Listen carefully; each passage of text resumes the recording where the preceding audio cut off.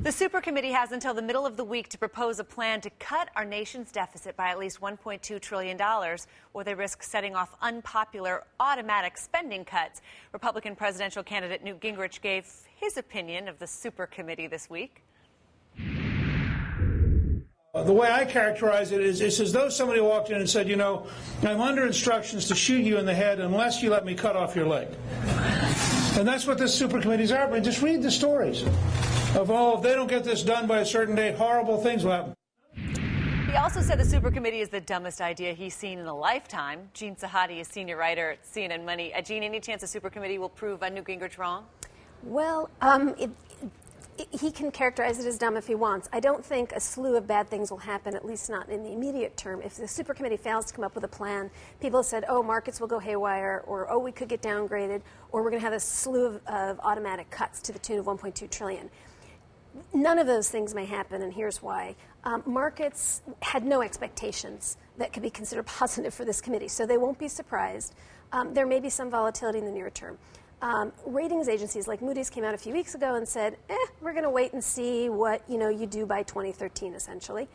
And in terms of the spending cuts, Congress literally has 13 months to reverse its decision or come up with substitution cuts. Oh, so they got a little back door. They got a little back door in there, maybe. Back door. I know, and you know what's interesting is that there's this phrase on Wall Street: past performance is no guarantee of future results, but Wall Street knows the past performance of Washington, and so that's giving them a hint about how things might go. Gloria Borger is CNN chief political analyst. The American public, too, clearly pessimistic, Gloria, about the supercommittee. 78% say it's unlikely that the supercommittee will agree on a deficit plan by November 23rd. That's according to a recent CNN ORC poll. And when asked who would be responsible if they didn't come up with a plan, 42% blame the Republicans.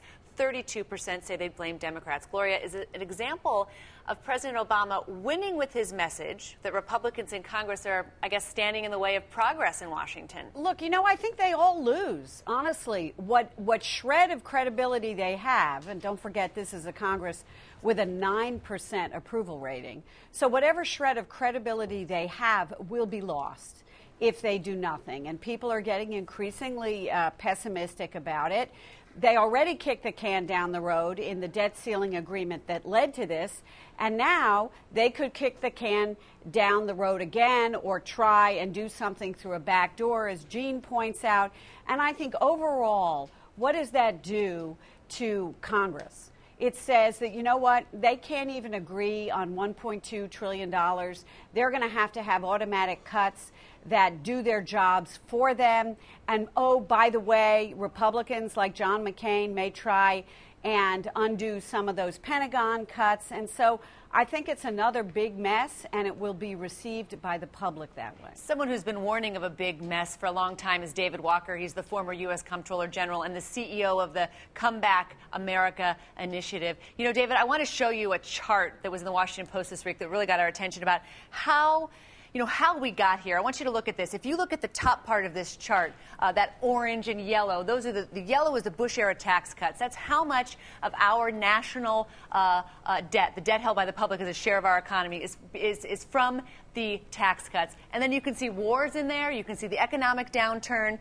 You can see TARP, Fannie and Freddie is the light blue. And then that gray is our debt, which was big and bad without all these other things. David, you've seen this coming for years, begging Americans to take deficit reduction seriously long before it was a hot topic. What are these three things telling you about the priorities for the supercommittee? Look, I never believed that the supercommittee was going to go big, although we need for them to, because it's not set up for success. Look who's on it. 4 people voted against Simpson-Bowles. Nobody voted for it. 2 people voted against raising the debt ceiling limit. All 6 Republicans have signed the Americans for Tax Reform pledge. I'm still cautiously optimistic that they will reach a deal. And what they need to do is to recognize that the big deal, meaning comprehensive tax reform that will raise revenues and meaningful social insurance reforms that will significantly reduce spending, is not going to come until after the election. So they ought to recommend having a second round of recommendations with no amendments, up or down vote in 2013.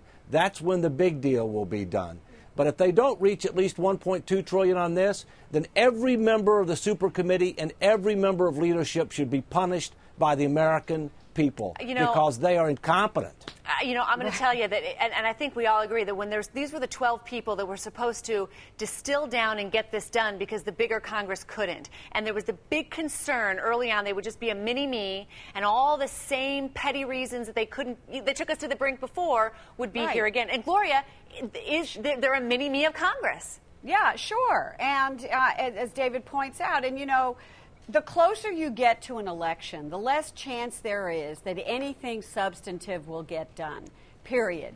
That's the rule of Congress, because people are afraid of taking politically dangerous votes, whether it's on taxes or whether it's on entitlement cuts. And so what they'll do is they'll kick it down the road again. And, you know, it's just...